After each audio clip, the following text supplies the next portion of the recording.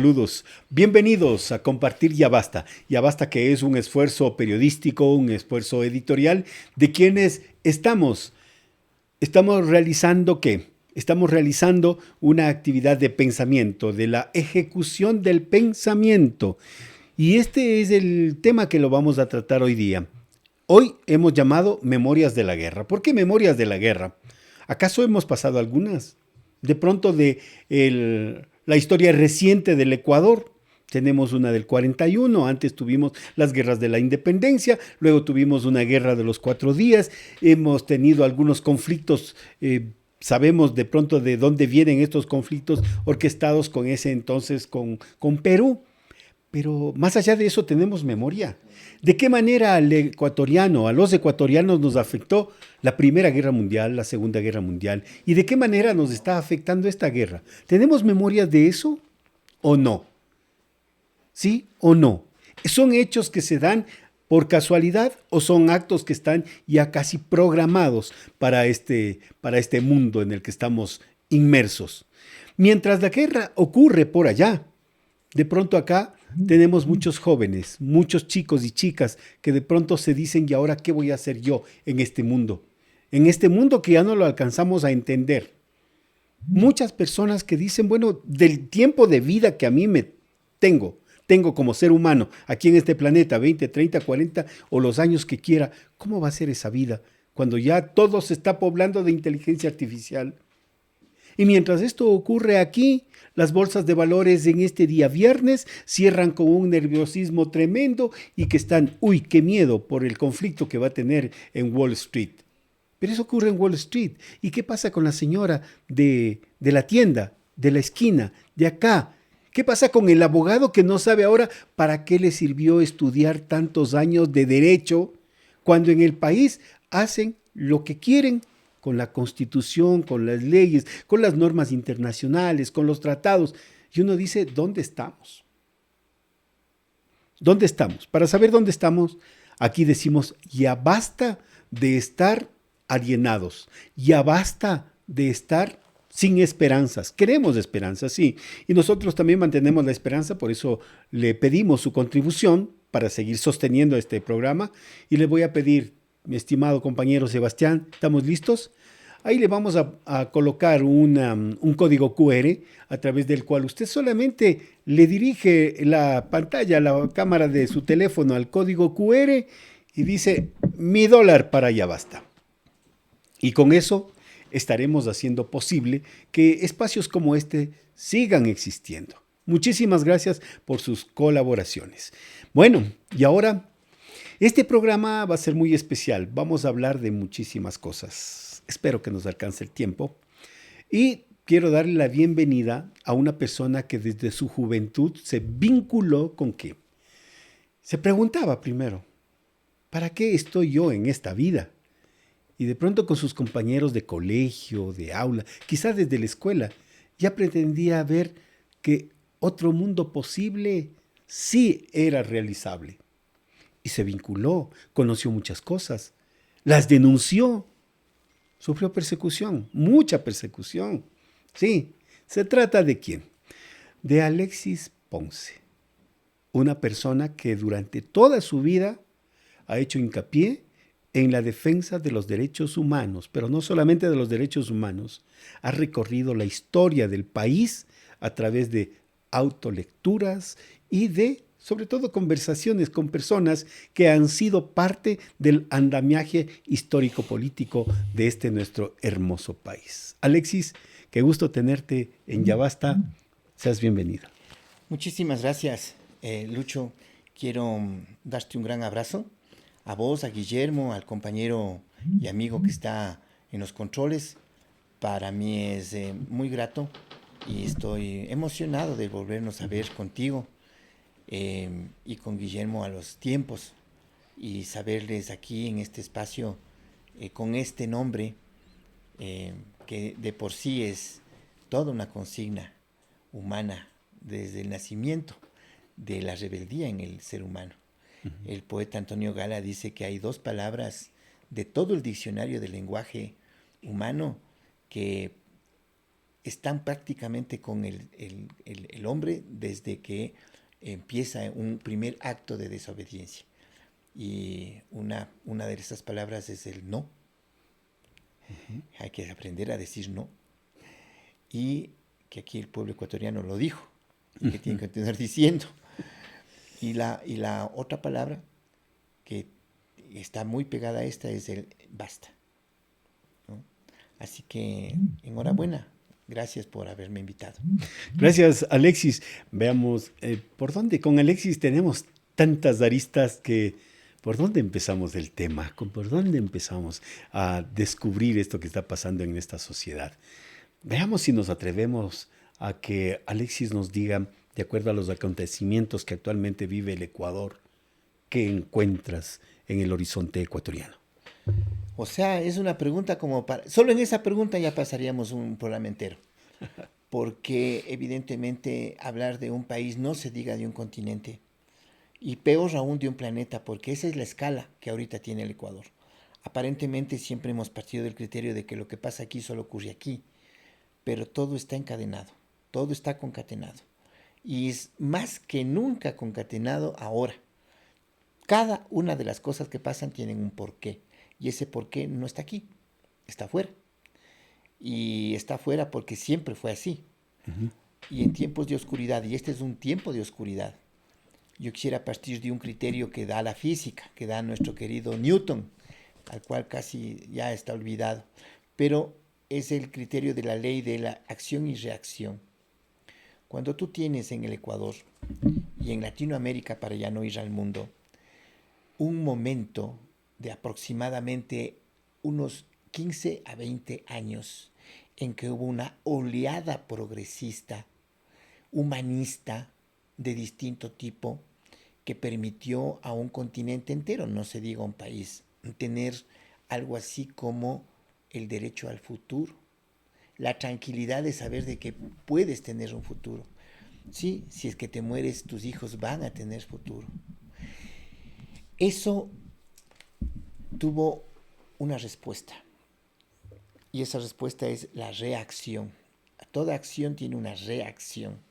Y la reacción siempre históricamente ha sido en este tipo de situaciones como las que plantea tu pregunta, el escenario en donde nos vamos a mover. Hoy son tiempos de reacción.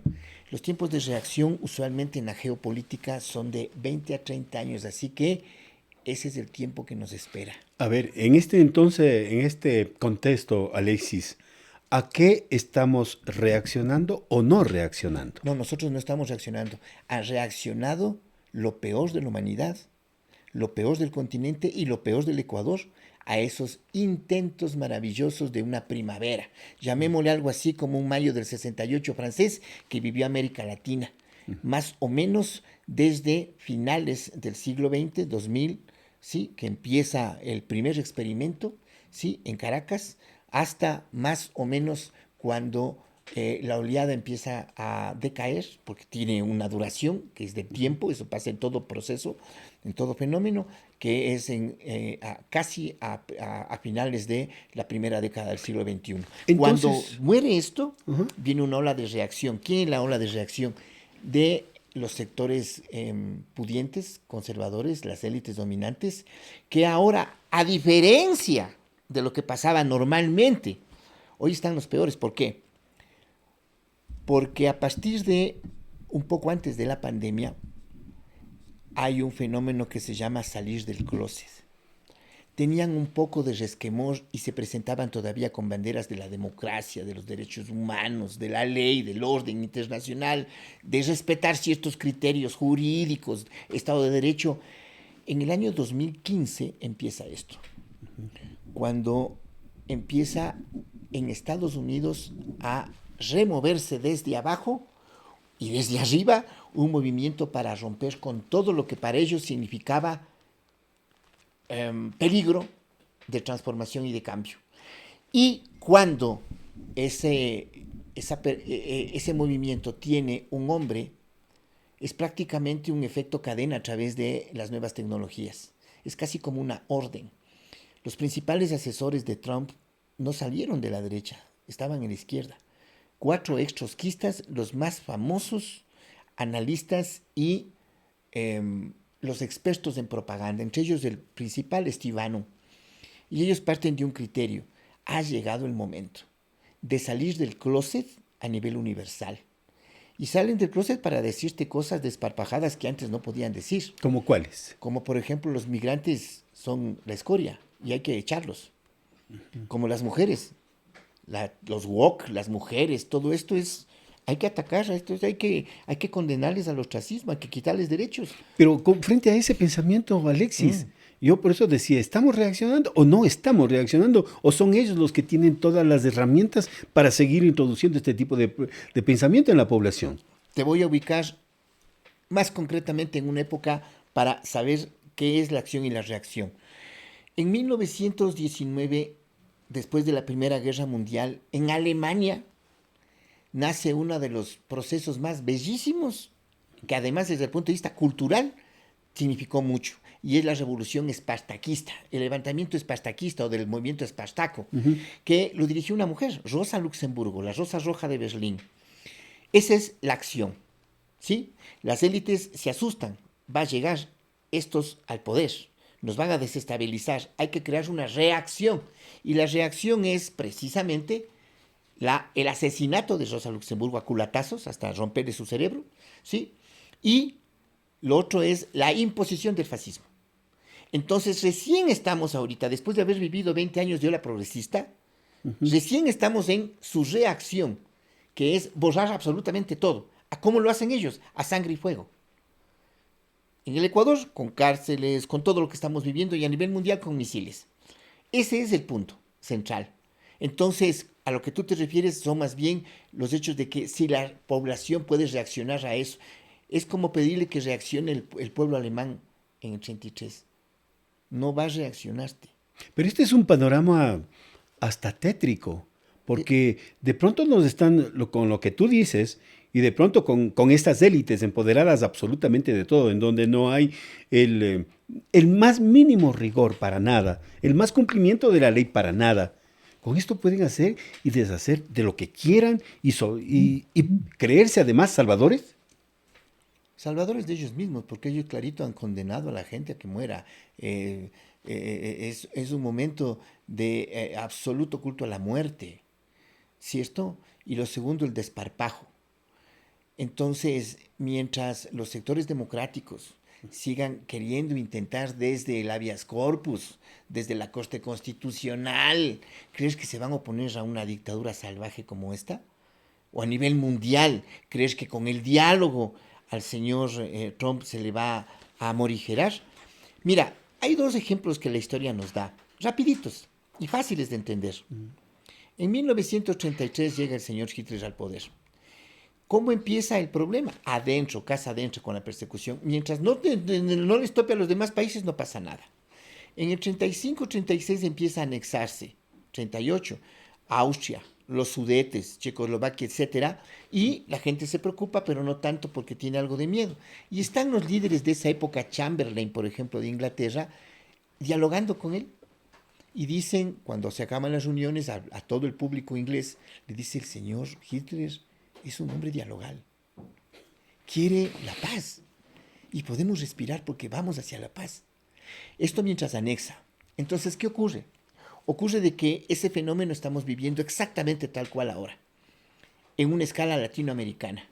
Mientras el tipo te crea el escudo de las Américas, la nueva doctrina de seguridad nacional, toda la barbaridad de la doctrina Monroe remozada, las intervenciones, todo lo que está sucediendo, secuestros de presidentes, toda esa barbaridad, el propio elemento de crearse su Gestapo, la ICE en los Estados Unidos, los ataques a los derechos de la gente sociales en su propio país y a escala universal. En el caso latinoamericano, lo que tú ves es que las respuestas y las reacciones son estilo Chamberlain.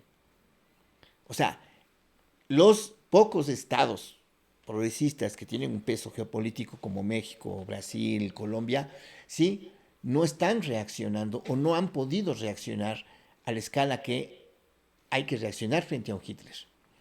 ¿Por qué? Yo en la pandemia, cuando empezó la pandemia en el 2020, produje un texto en base de investigaciones que hice. Y ahí ya me preparé. y traté de preparar a la poca gente que está a mi alrededor en torno a un tema. Es evidencia empírica de que después de una epidemia, después de una Pandemia, cruzada, ¿sí? de una cruzada De un pandémica, encierro. hecha o no hecha a voluntad, siempre, históricamente, y esto está registrado en varios trabajos investigativos de universidades inglesas, siempre se encontraron con lo siguiente. Después de una pandemia surge no la derecha, el fascismo, la extrema derecha. La derecha lo que hace es hasta orillada y vienen estos nuevos sectores mucho más extremistas. ¿Por qué digo esto? Porque cuando se da la gripe española en Europa, la llamada gripe española, que es una epidemia brutal, hay millones de muertos, esto justo se da también con la Primera Guerra Mundial. Y cuando termina la gripe española, en los lugares en donde más muertos hubo, que fue en las ciudades del campo, y en el campo alemanes, la parte digamos que no era Berlín, allí surge la extrema derecha. Esto en escala de un siglo después, para hablarte ahora, lo que tú vas viendo es Bolsonaros, Mileis, Trumps, Noboas, Lazos, y una serie, Orbán en Hungría, Vox en España, es esa salida del closet a escala universal para decir, es nuestro tiempo. Eso es lo que no ha entendido la gente, que como no tiene noción histórica, primero no consigues a través del respeto a la ley, al respeto a la democracia, ellos se ríen de eso. Se ríen todo el tiempo. Por eso es de que se ríen con nuestra creencia de que les vamos a sacar vía consulta. No pasó nada. Revocatoria, La nada. revocatoria de mandato. Nada. No ha entendido el país, porque no tiene memoria de que en el 41 vivimos algo semejante, aquí en el Ecuador. ¿Cómo ¿Qué fue pasó? ¿Sabían que tuvimos un gobierno filofascista? El gobierno filofascista tuvo 3 periodos y 3 engranajes. Por nombres vamos a ver más rápido. Federico Páez, que fue una dictadura brutal, ¿sí?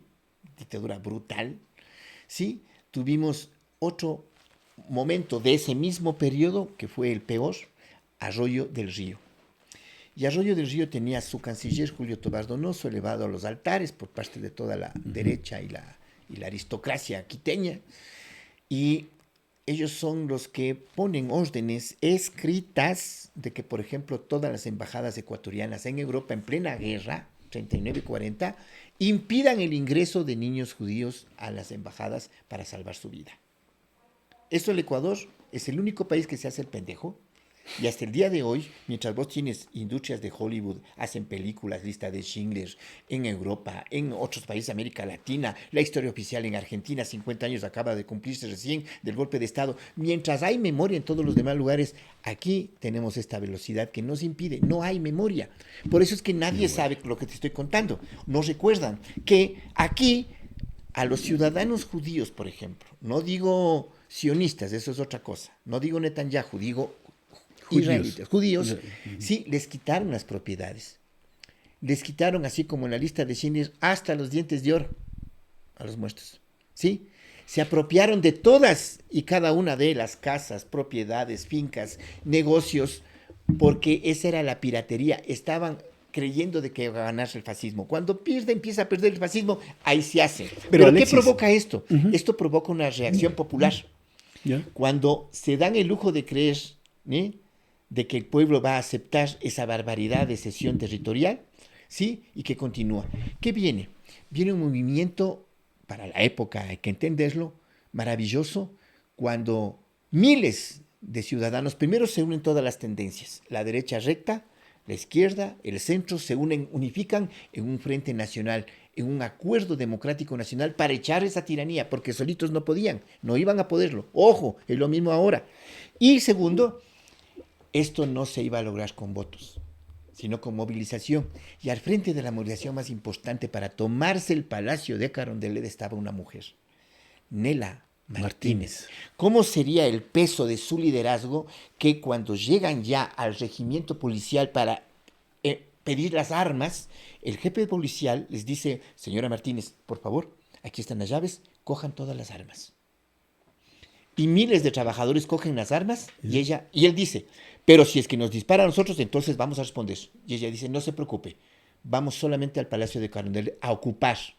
Ella pasa de facto como jefa del Palacio de Carondelet 3 meses.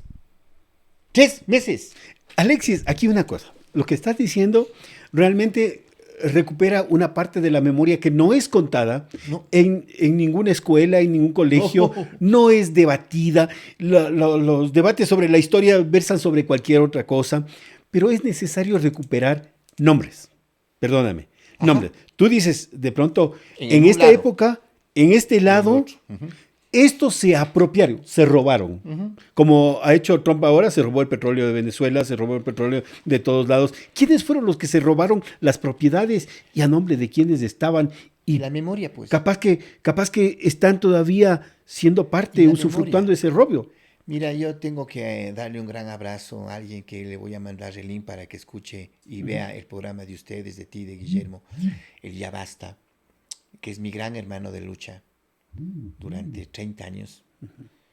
Le tocó salir del país hace muchas décadas, pero con este hermano empezamos las luchas en el Colegio Mejía y luego en la Asamblea Permanente de Derechos Humanos. Fidel Narváez, el cónsul de Snowden y de Assange, o sea, no cualquiera. Y él, mientras era cónsul en Inglaterra, se dio la curiosidad de escarbar los túneles, como yo les llamo, del tiempo en la Cancillería, en los bajos de la Cancillería, para ver papeles viejos. Y ahí encontró esta información que él ya tenía en noción allá en Praga, en Checoslovaquia, y dio a conocer esto.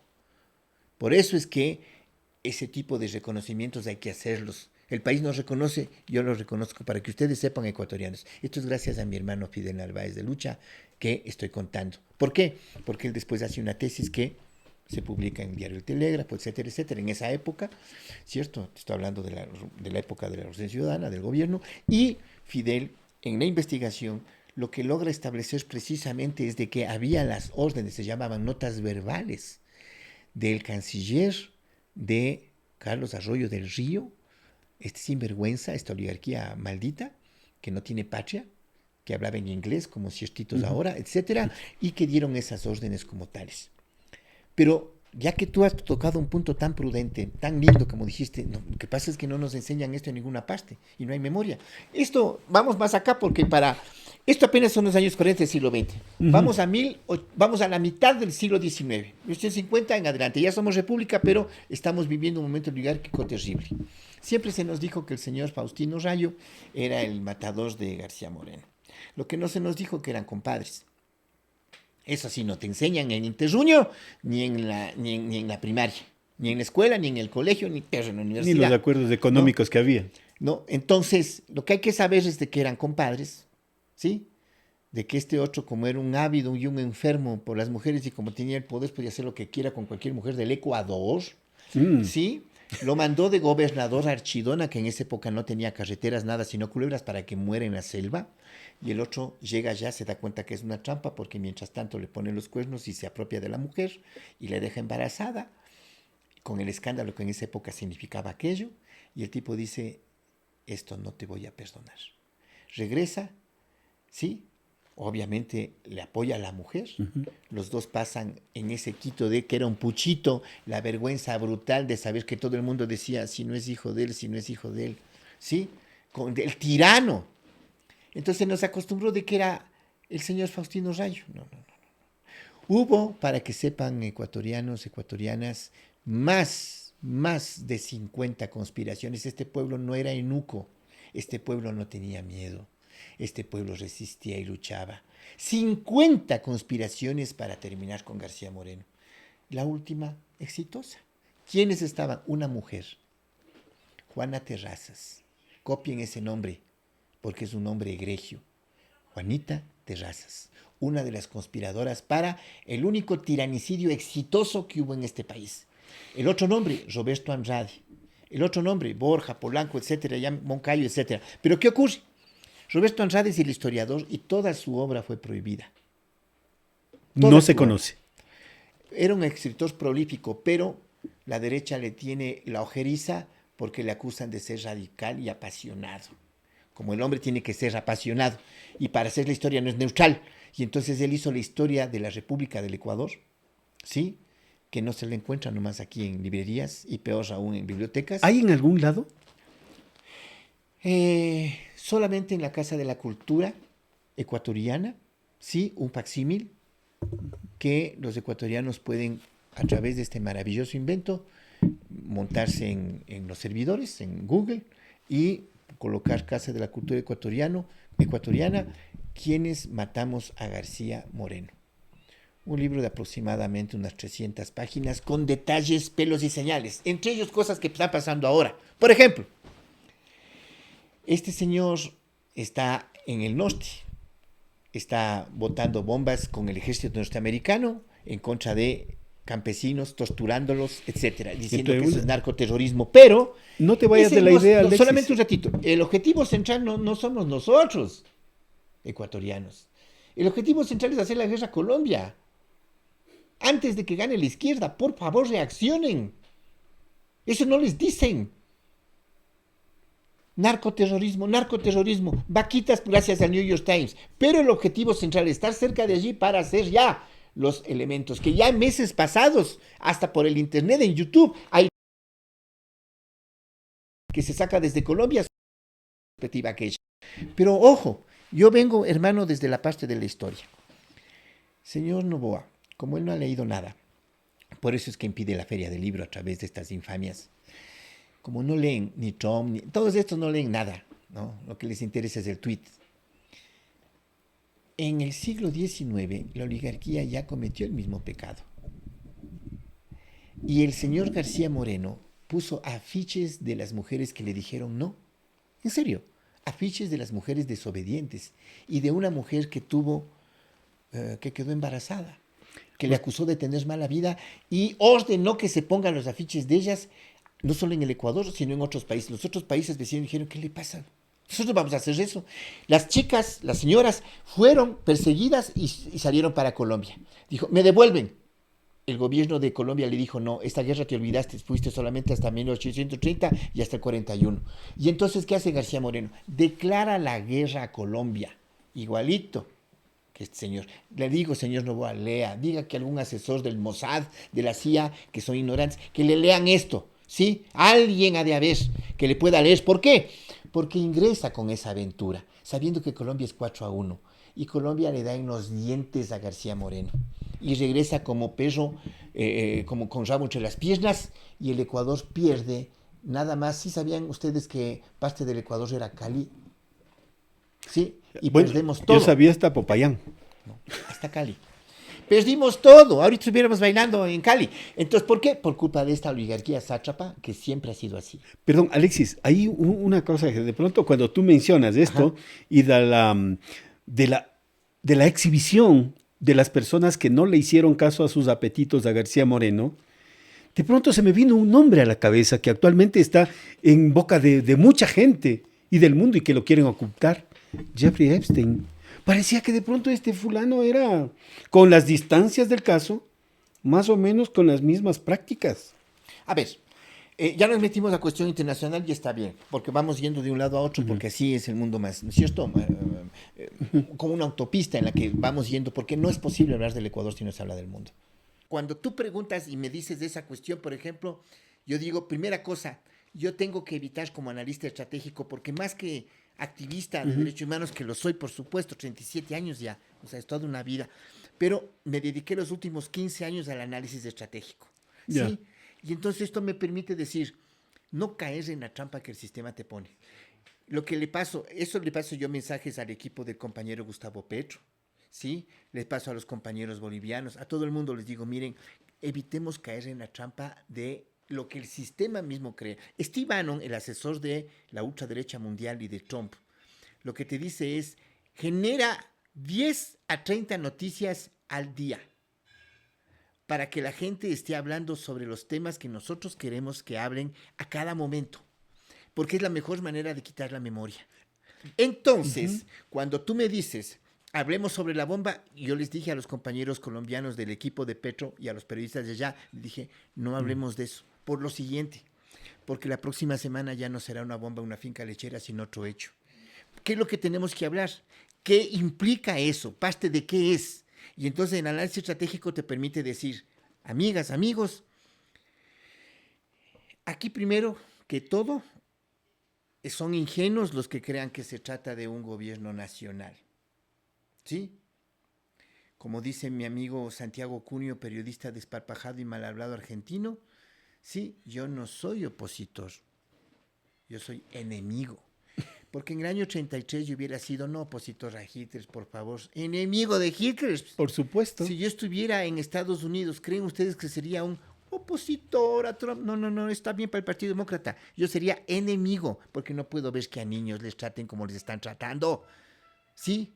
Entre ellos ecuatorianos. Y entonces en el caso ecuatoriano, uno, se trata de un señor que no es de este país, se trata de un gobierno de ocupación. Que ocupación quiere decir que ha ocupado este territorio, ha ocupado este poder ilegítimamente, ¿sí? Para llevar una agenda yanacona, es decir, todo en relación a el país del cual proviene. Todo lo va a hacer así. Entonces, mientras ustedes sigan diciéndole, pero dennos la luz, dennos la salud, dennos el hospital, es estar pidiéndole al señor Goebbels que no les maltrate a los judíos y a los gitanos y a los discapacitados que los echaban en los campos de concentración y las cámaras de gas. ¿Por qué? Porque se trata de un momento de muerte, ¿sí? De muerte. Es decir, son cultores de la muerte en donde tienen que llevarnos al matadero pronto, ¿sí? A los viejos, a las personas con discapacidad, a los niños, etcétera. Si nos encerramos en una noticia va a pasar que otra noticia le va a ocultar. ¿Qué es lo que hay de por medio? Tienen un plan. El plan de por medio es, primero, arrasar con toda la oposición. Empezaron con la RC. Sí, yo quiero decir aquí orgullosamente que soy miembro de la RC, pero no me afilié a la RC antes. Y como se los he dicho a ellos, me afilio en el peor momento. Porque me afilio en el momento en que hay fascismo y en que la RC está siendo perseguida salvajemente. No me afilio en el mejor momento. No, me afilio en el peor momento porque sé que es un movimiento brutalmente perseguido como los socialdemócratas o los de izquierda de Alemania en la época de Hitler. Y ahorita lo que hay que saber es que la primera parte está cumplida y siguen cumpliéndola, que es arrasar con los poderes locales, arrasar con todos ellos, arrasar con disidencias, ¿sí? No respetar la revocatoria, no respetar las cortes constitucionales ni lo poco que ya hay para defender ese pite de derechos que hay. Y finalmente el tener cortinas de humo y operaciones de bandera falsa para meterse en otros países. Alexis. Porque este señor no es de aquí, pues. Así es, pero Alexis, ahí hay unas cosas dentro de todo lo que tú has dicho, que de pronto es un llamado también a la conciencia, es un llamado para que vean dónde estamos. Pero para esto tiene que pasar un proceso.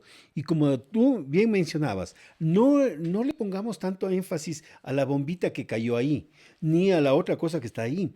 Pero todos los días estamos llenos de informaciones. Creo que el que más mediático es el señor Reinberg, alguna cosa ahí, que siempre nos está dando aquí en la datos. aldea sí. Aquí. A nivel mundial estos no pegan, pero ni siquiera en el cuarto de baño del señor Trump. Pero lo mundialmente el señor Trump sabe usar esta máquina y si tú te das cuenta es la misma máquina que están usando, pero ambos, el señor Reinberg que dices tú, que es un pobre señor que tendrá que ser procesado y juzgado como crímenes de lesa humanidad, sí, como investigaciones de narcotráfico cuando vuelve el Estado democrático y cuando se acabe el Estado terrorista que tienen ustedes aquí ahora. Y entonces, ¿qué pasa? Los dos tienen un solo amo, ¿sí? Trump no es dueño ni de su casa, ¿sí? Él cumple órdenes. ¿De quién? De la coalición Einstein. ¿Quién están allí? Sionistas. ¿Qué hace el señor Noboa? Igualito. Sí sabían ecuatorianos o no sabían, no se hagan los que no sabían, ¿sí? Que antes de que ingrese el señor a la presidencia, dijo públicamente además estaba orgulloso de que sus empresas las pone para la seguridad que hagan de las empresas miembros del Mossad, la seguridad israelita. Sí sabían que 5 de sus ministros, entre ellos un señor que no tiene pelo, que no sé ni el nombre, me aburren esta gente, sí, He visto tantos medios pasar que ve, uno más, no, menos ahora, recordar esta gentuza. ¿Sí? Recuérdenme a gente honorable.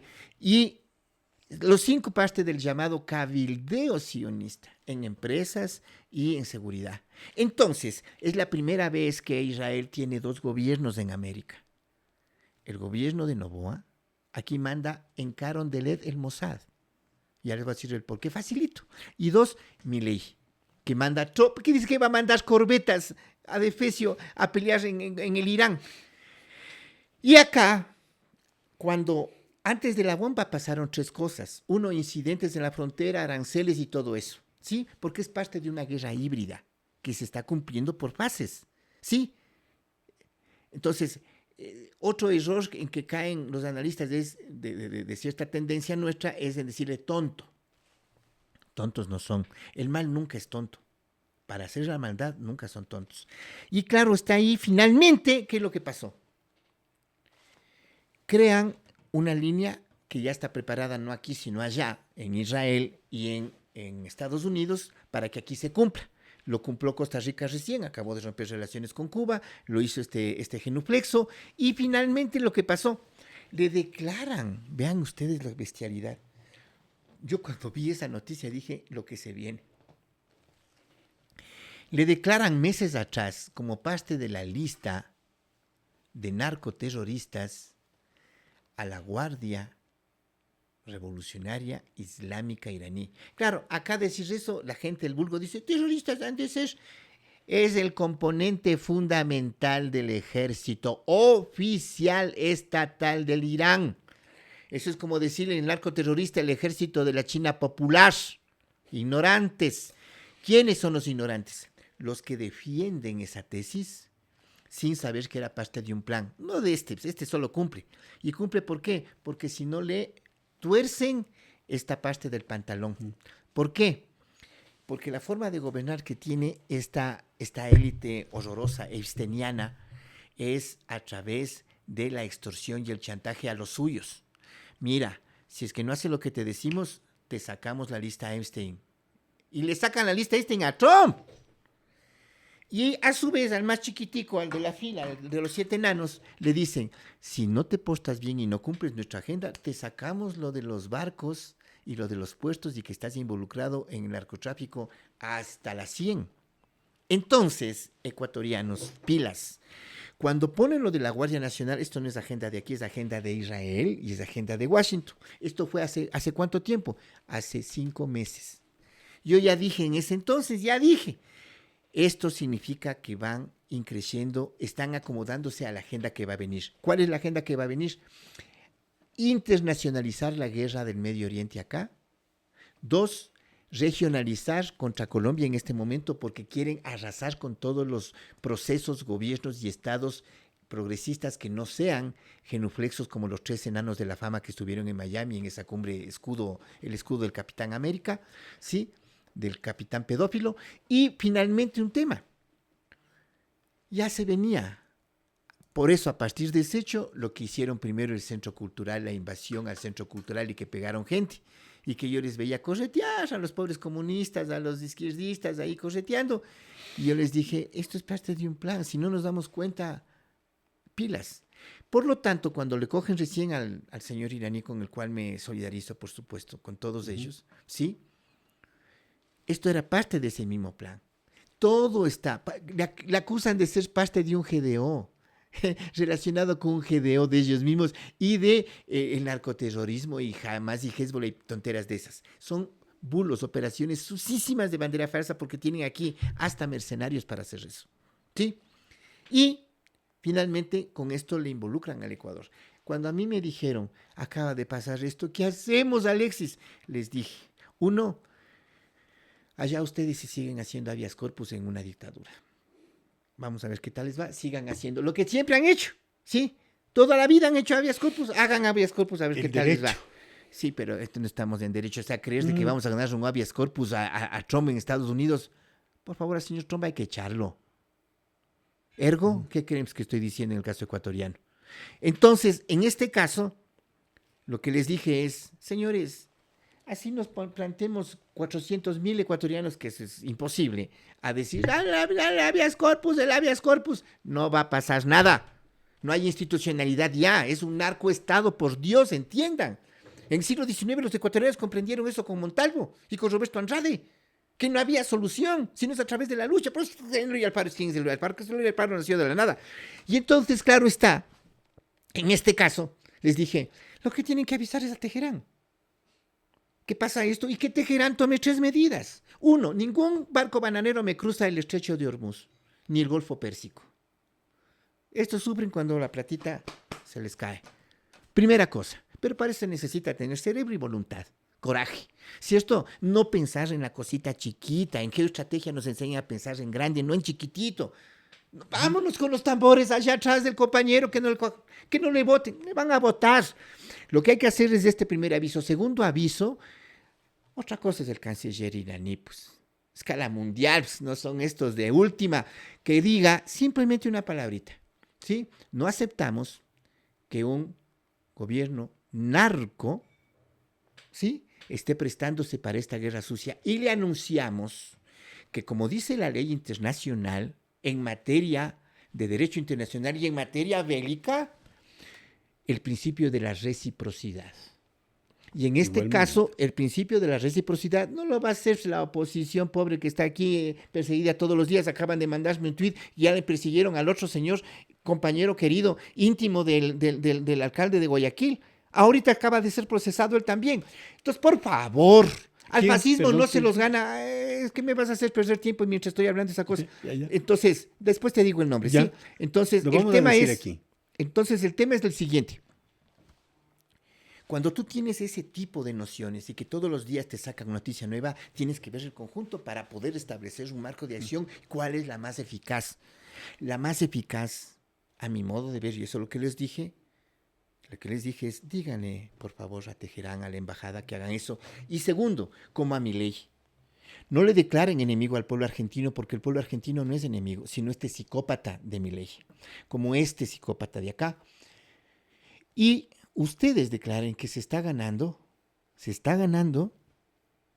la condición de objetivo militar legítimo, se llama en el argot, por favor, de militar internacional. Uh-huh. Con esto, que quede demostrado lo siguiente. Vean, pueden jugar con el señor Maduro, que le llevan preso en avión. Pueden jugar con quien quiera. Otra cosa es el Irán. Cuando tienes un pueblo que canta, baila, cae la lluvia y caen los misiles y sigue bailando, perdónenme, pero eso no he visto nunca en ninguna parte del mundo aquí, botando bombas lacrimógenas, y aquí los del Mejía se ponían a bailar, no a correr.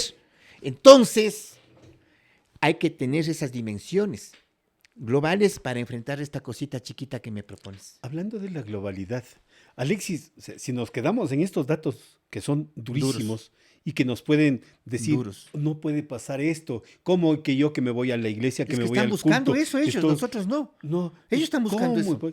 Pero aquí, a mí me parece que, dadas las condiciones como están actualmente en el mundo, hay que irse también por lo simbólico.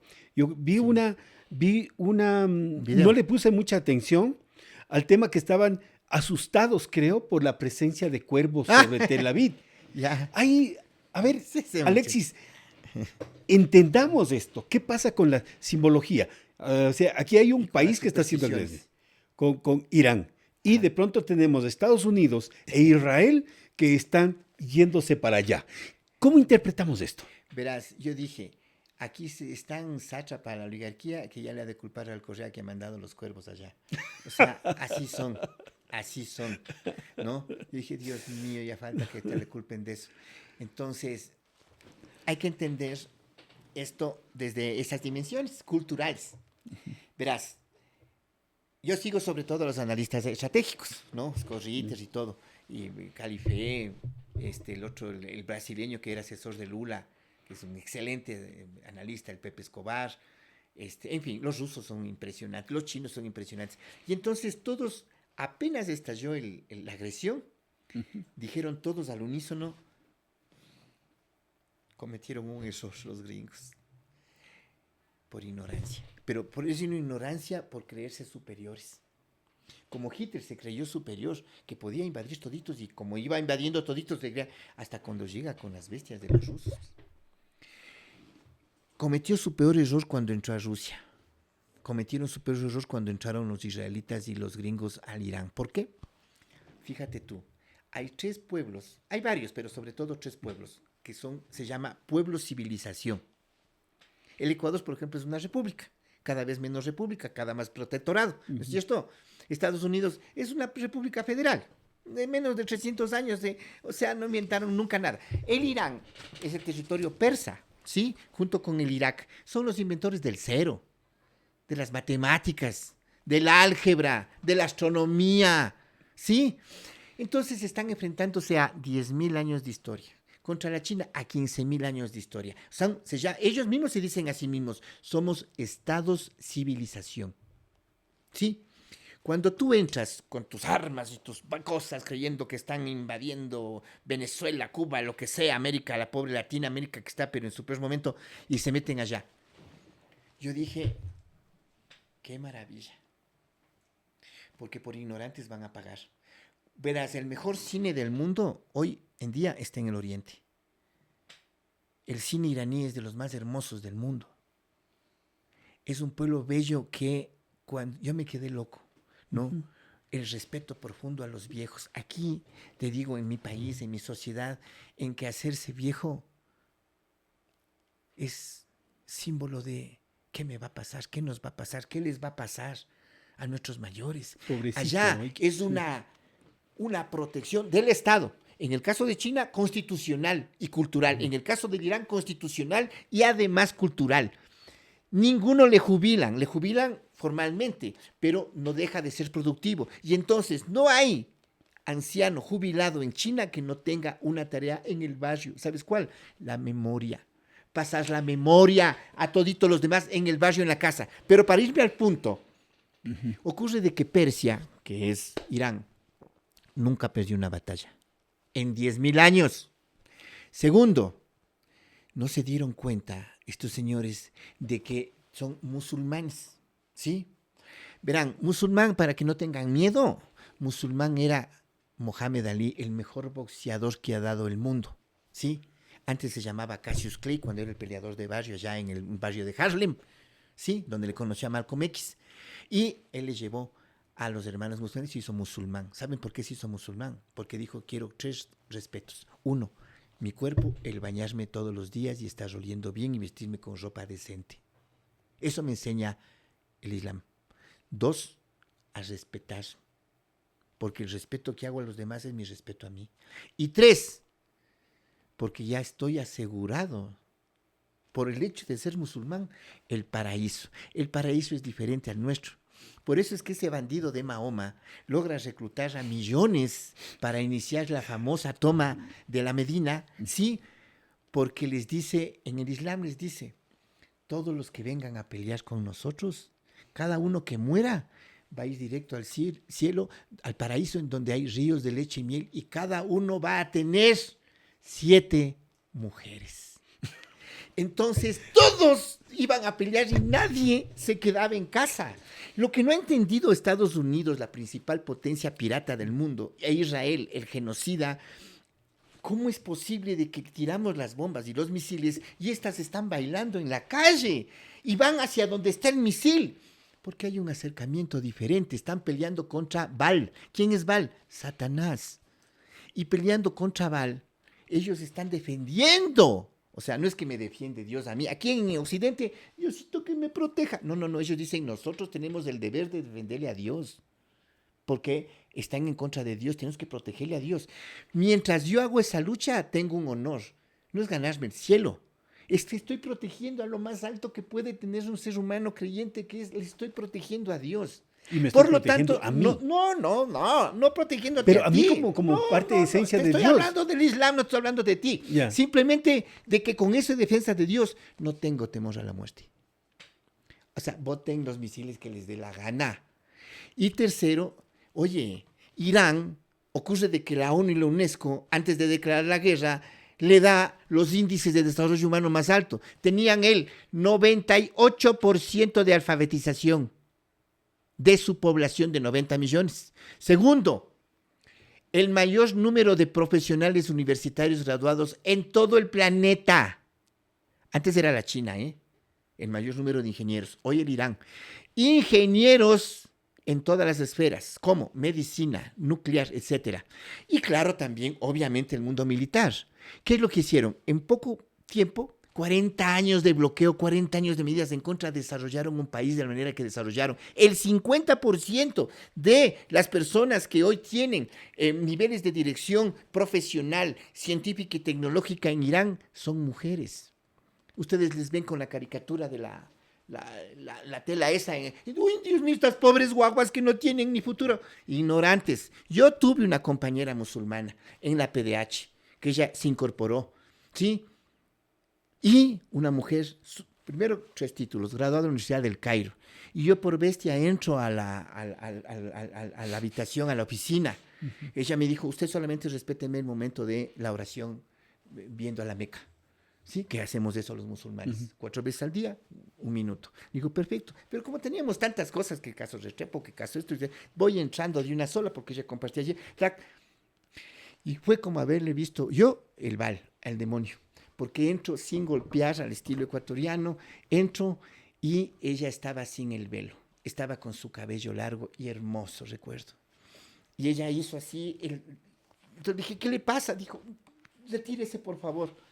Y después me dijo, usted, ya entendí que es ignorante en el tema. Le dije, sí, explíqueme. Y violaste. Me dijo, hágase cuenta que me acabó casi como de violentar físicamente. No era una violación sexual, uh-huh. Violentarme el cuerpo. Violaste su Esto espacio solamente íntimo, me ve mi marido, mi mamá y mi papá en casa. Los pies, nos quitamos los zapatos y allá nos puede ver la planta de los pies. Yo, ¿por qué tengo? Nosotros en nuestra civilización, ¿por qué tenemos que enseñar nuestro cuerpo en la calle a la gente? Entonces la ciencia, no, eso es represión, ¿cómo así? Yo ando como quiero. Y no, es que, no, hay que respetar cada civilización. Entonces cuando se meten al Irán estos señores, lo que no sabían es que los iraníes, primero esa carga cultural y segundo, oye, desarrollan la más alta estrategia tecnológica y lo dicen, ¿no? Se están enfrentando a los persas. Les están ganando con drones baratísimos la guerra y hacen las armas hipersónicas. Entonces, en este momento, Tel Aviv y Jerusalén están convertidas en lo que no querían, en lo que hicieron eso a los palestinos, en Gaza. Y los gringos se están retirando con mentiras a cada rato de que ya que salimos, que no sé qué, porque, miren amigos, amigas, en Irán, en este instante se está dando certificación formal del nacimiento del nuevo mundo. Y por eso estoy alegre. Esto es prácticamente aleccionador y es prácticamente como estar viendo el mundo y la guerra desde otras dimensiones. Pero hay una cosa que quedó así medio colgada. El mundo simbólico. El micrófono había sido. No, pues. El mundo simbólico. El mundo simbólico, ajá, la presencia de las aves. ¿Cómo está Baal y representado en los cuervos de Israel? En eso. Sí, por hacer hincapié en las cuestiones del Islam y de mi querido pueblo persa, ocurre de que, claro, para los ecuatorianos que no saben y la gente que nos ve en el mundo, ustedes tienen seguidores en todas partes, el internet lo permite, hay esta suerte de nube extraña del cuervo. Para aquellos que les encanta la poesía, la cultura, el arte, el cuervo es el animalito de Edgar Allan Poe, ¿no? En poema. Y segundo, en el cine mundial, Los pájaros, de Alfred Hitchcock. El cuervo es como diría una querida oyente de ustedes, entusiasta, Karina. Ella dice, además, el cuervo, hay que decirlo, es el único animal de la fauna universal que es el único animal vengativo. Bendecido. Vengativo. Ah, vengativo. Sí, qué susto. Por eso es de que él espera como el gato. El gato también es medio vengativo, es un bandido el gato, pero no llega a esos niveles. El gatito, le hiciste algún problema y él espera días enteros y después te hace un relajo. Y se va. Pero el cuervo te ataca los ojos. Pues. Uh-huh. Chao ojos. Pues. Entonces, ¿qué ocurre? De que se da una bandada de pájaros de más de 50.000 cuervos en los cielos de Tel Aviv. Hasta ahí todo bien. ¿Qué decían las dinostrosas de allá? Decían, no pasa nada, ecuatorianos, no pasa nada, no hemos hecho nada, solamente hemos permitido que este señor haga una dictadura y nos hemos quedado callados y estamos felicitándole, solo eso, pero Dios no nos está castigando. Tranquilos, ecuatorianos, no importa que haga todo lo que está haciendo, eso no significa que está haciendo un daño, no sean supersticiosos. Y entonces dicen una barbaridad. Lo que pasa es que cuando va a haber terremotos y cuando va a haber cañonazos, los animales siempre huyen. Sienten. Pero estos animales no huyeron. Se quedaron encima durante todo el día. Por lo tanto, no era un asunto de que están anunciando que viene el terremoto, que viene la guerra, que viene el misil, que viene la bomba. Se quedaron sobrevolando sobre Tel Aviv, ¿sí? La sede de ese genocida satánico llamado Netanyahu, si es que todavía vive. Y lo segundo, claro, cuando dicen, es que vean el cielo, los camarógrafos y los periodistas pilas que hicieron el análisis con varios expertos en Cábala, ya voy a explicar eso, dicen, es que no es solo arriba. Y ahí yo me quedé, realmente me dio escalofrío. Bajan las cámaras abajo y todos los carros que están parqueados, sí, como el carro tuyo, sí, no podían prender, estaban todos los animalejos, cuervos encima de cada carro. Pero miles. ¿Haciendo qué? Están ahí como animalitos, no te dicen vela verde, nada, están ahí. Pero están anunciándote algo. Entonces, al experto que le traen, y entonces yo empecé a leer, ¿no? ¿Qué tienes que leer?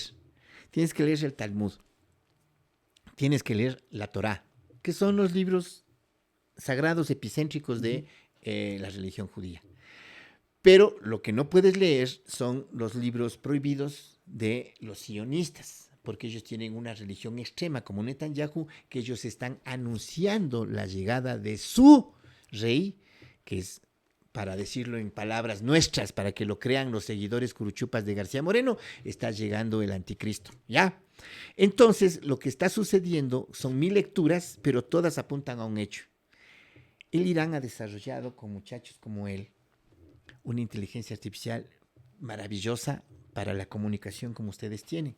Y acaba de hacer el lanzamiento de un video de 1 minuto, ¿no? En donde está un campesino de Hiroshima viendo el cielo, ¿no? Hiroshima, y él viendo aquí la bomba y él así. Luego, Vietnam, un vietnamita. Luego, un gazatí, una niña gazatí. Luego, una niña de la isla Epstein. Así, ¿no? Y al final llega un misil hipersónico iraní desde el cielo. Y llega a Nueva York y está la Estatua de la Libertad.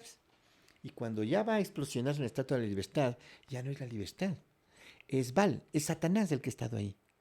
Le revienta y cae al agua, al océano Atlántico, y abajo del océano Atlántico está el diablo con sus 1000 cachos que decíamos de niños, que está ahí, el Baal, el Satanás está allí. Y entonces ponen una sola frase: nuestra lucha es por la humanidad. Nuestra lucha es por la humanidad. Sí. Y por eso también estamos aquí en Ya Basta, porque estamos, sí, realmente cuando decimos ya basta, es ya basta a tanta banalidad. O sea, banalidad. Decimos no tanta banalidad, porque en estos momentos cuando de pronto se vienen y se pretenden poner arquetipos acá del funcionamiento de las sociedades, decimos no, los seres humanos tenemos derecho a habitar este hermoso planeta, el planeta Tierra, y con el respeto a todas y cada una de las culturas que aquí han existido. La cultura persa, lo dijimos en un programa anterior, de pronto de dónde salió el álgebra de Baldor, dónde salió todo eso, lo que nos causaba problemas en el ciclo básico con el teorema de Pitágoras y con todo, ¿no es cierto? Pero ahí está. En estos momentos, Ya Basta quiere agradecer profundamente a Alexis Ponce, y esto obviamente no es un Ya Basta de Alexis Ponce, ¿no? Ya. Este es un Ya Basta. Chávez. Raúl Chávez, el amigo asambleísta de Reto, ¿no? Están solidarizándose todos con él. Y Raúl Chávez es el asambleísta, el que actualmente va a ser perseguido, como van a ser perseguidos absolutamente todos y todas las funciones del Estado. Y esto es algo de lo que nos hacemos responsables. Todas las funciones del Estado están siendo cooptadas por una sola persona, pero que están organizando y están haciendo todos los amarres jurídicos, políticos, sociales, todos, de todo está como para decir, ellos son los únicos salvadores. Impidieron que exista una feria del libro acá en el Ecuador, pero inmediatamente sacaron la noticia de que el gobierno va a hacer la feria del libro. Señores, la feria del libro no es voluntad de un señorito. La feria del libro es parte de una cultura intrínseca de los pueblos. Y ¿saben qué? Tantas Mira, cosas que decir, Alexis. ahí hay solo una cosita nomás. Todos esos son ya hechos de maldad y todo esto. Yo como tengo, como te dije, el eje mío es el histórico, también la geopolítica, la geoestrategia. En el año 45 estaba concluyendo la Segunda Guerra Mundial.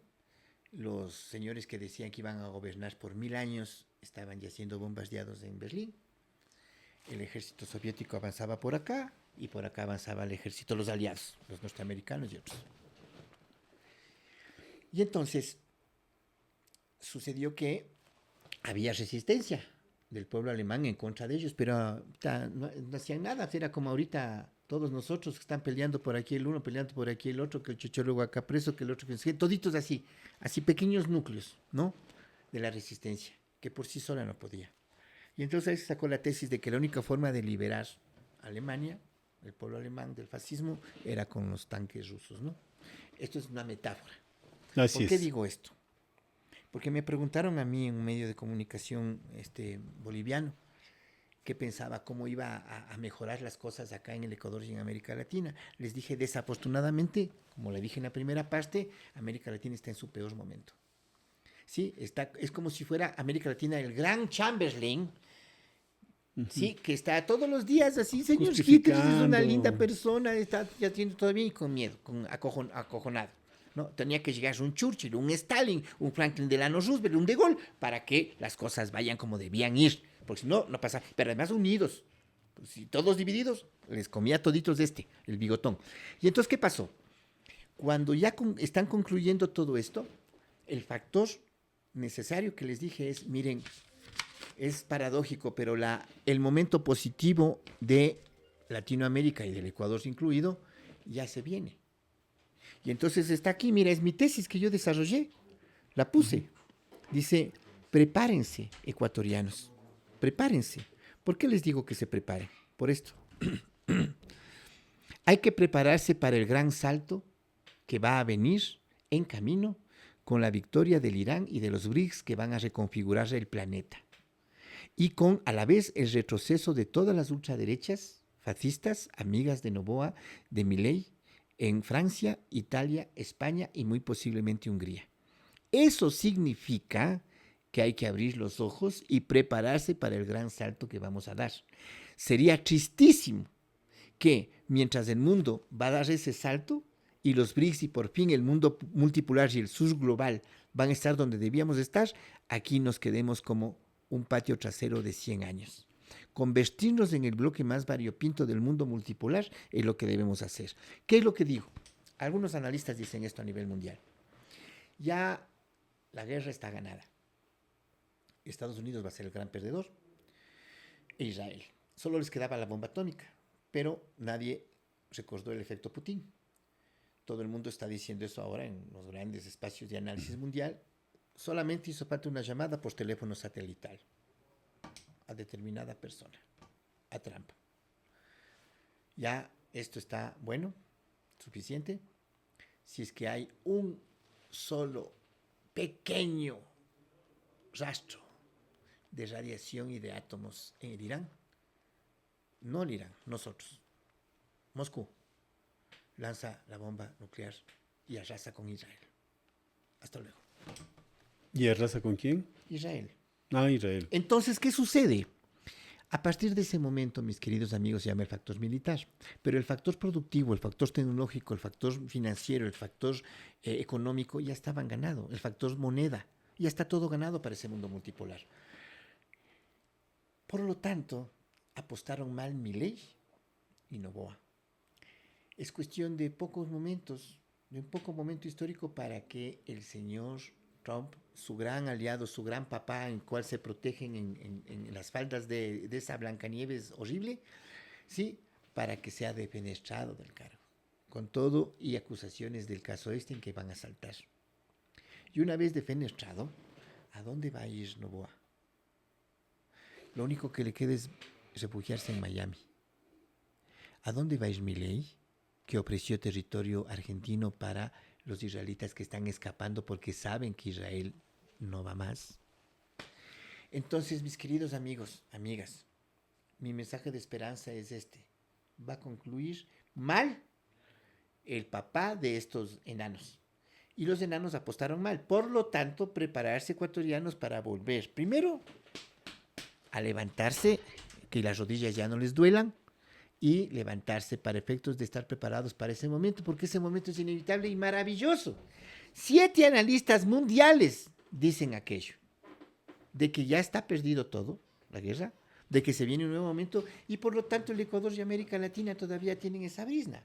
Ese regalazo que nos acaba de dar Alá, tenemos que agradecérselo para efectos de que aquí volvamos otra vez a un Estado democrático y a evitar sobre todo una cosa, ve. La palabra desesperanza y la palabra falta de futuro, que eso que yo creo que es lo más terrible que le ha pasado al Ecuador. Para evitar esas dos palabras, esa esperanza, desesperanza y falta de futuro, para eso estamos aquí. Basta de desesperanzas, basta de no creer en nosotros mismos. Creamos y preparémonos para el futuro. Alexis Ponce, muy agradecido de que hayas estado aquí en Ya Basta, y ahora me van a decir, oigan, ya basta, ya dejen comer.